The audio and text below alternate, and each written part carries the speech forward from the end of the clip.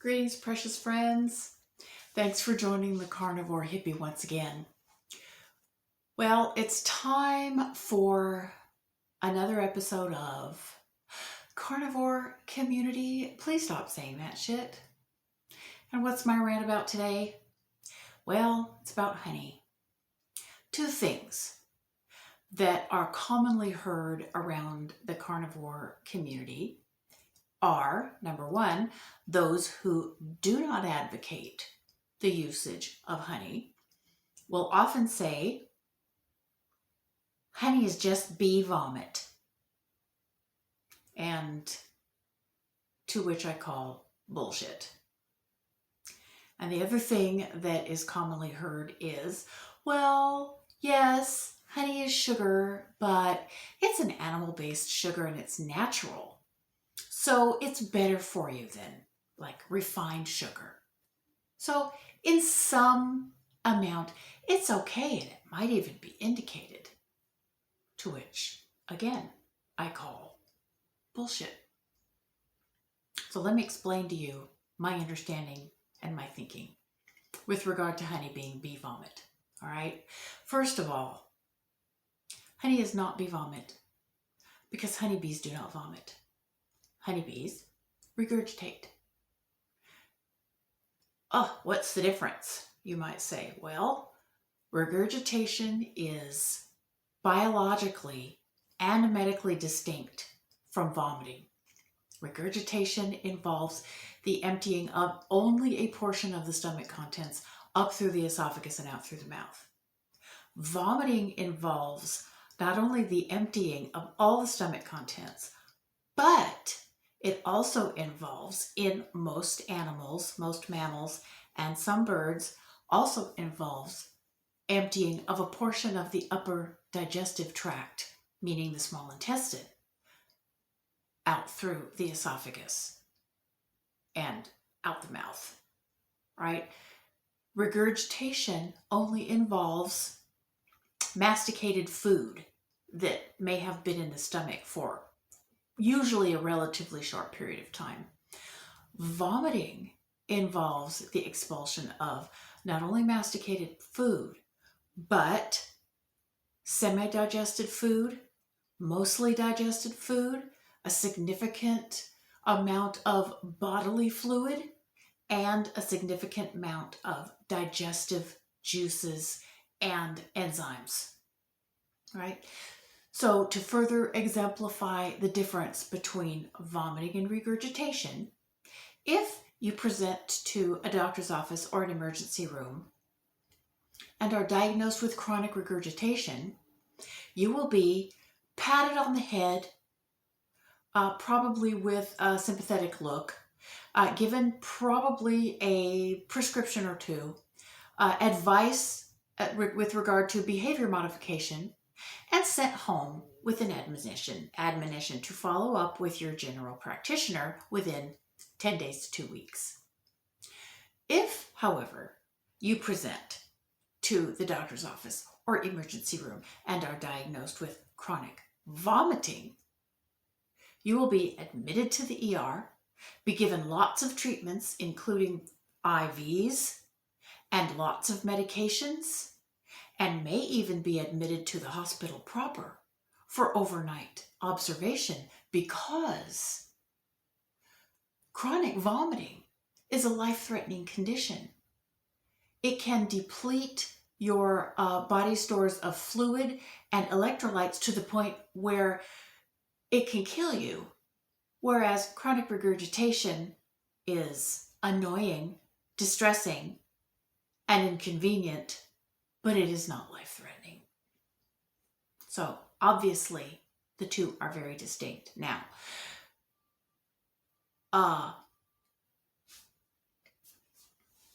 bee vomit. Bees don't vomit. How do I know that? Well, let's talk a little bit about bee anatomy. A bee has a several-chambered digestive tract, and the first chamber is called not a stomach, although it gets called a honey stomach. It isn't a stomach. It's properly called a crop, and it is not a stomach. No digestive activity goes on in there. It is actually a hard capsule. It's not soft and floppy like a stomach would be. It doesn't stretch and flex and doesn't have muscular contractions like a stomach would. It's a biological holding tank. Any nectar that goes down into there, with the exception of some salivary enzymes from the bee, comes right back out, essentially unchanged. The crop has a valve at the esophagus end, and it has a valve at the gut end. The valve at the esophagus end goes both ways. Nectar comes in, nectar goes out. The valve at the gut end only goes one way, only goes further into the bee's digestive tract. There's no way for what's in the bee's actual digestive tract to back up into the crop and go back out to through the esophagus and into the mouth. It doesn't happen. So bees don't vomit, period. So bee, you might say honey is bee spit. I guess that's more accurate, but really what it is flower nectar with bee spit in it. That's what it is. I'm sure you've all seen, a bee's honey crop is very analogous to a hamster's or other rodent's cheek pouches. I'm sure most of you have seen a pet hamster about that big take a piece of a carrot or something the size of its own head and shove it back into a cheek pouch and then crawl off into a little hiding place and pop the carrot back out again. The carrot is unchanged with the exception of a little hamster saliva. Well, that's analogous to the bee's crop.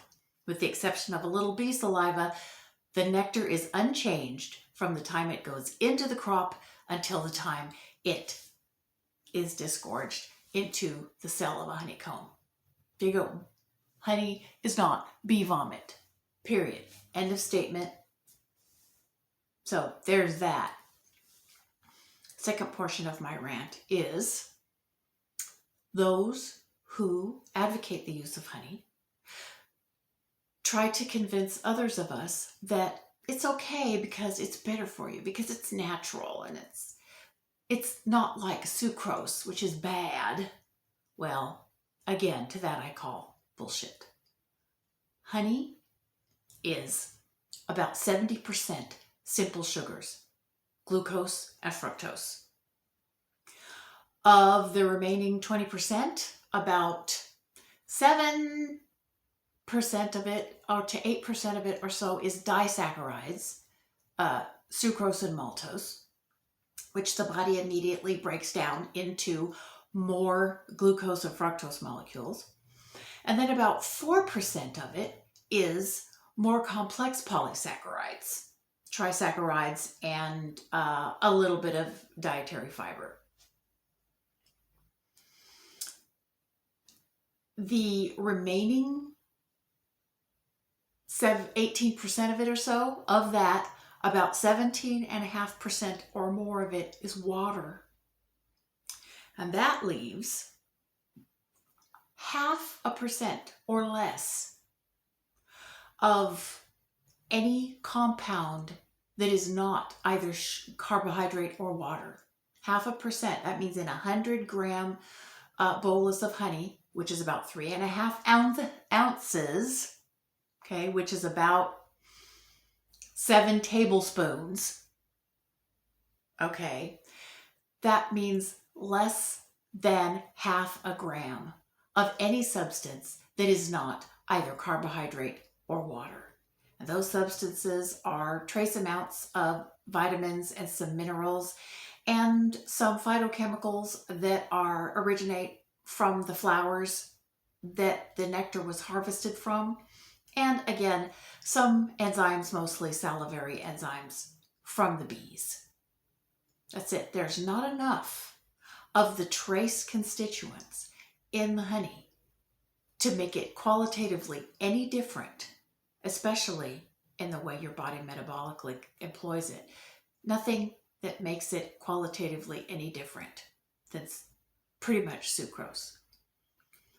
The glucose and fructose molecules that your body uses from a teaspoon of honey are metabolically in your body processed no differently than the glucose and fructose molecules that your body uses from a teaspoon of sucrose.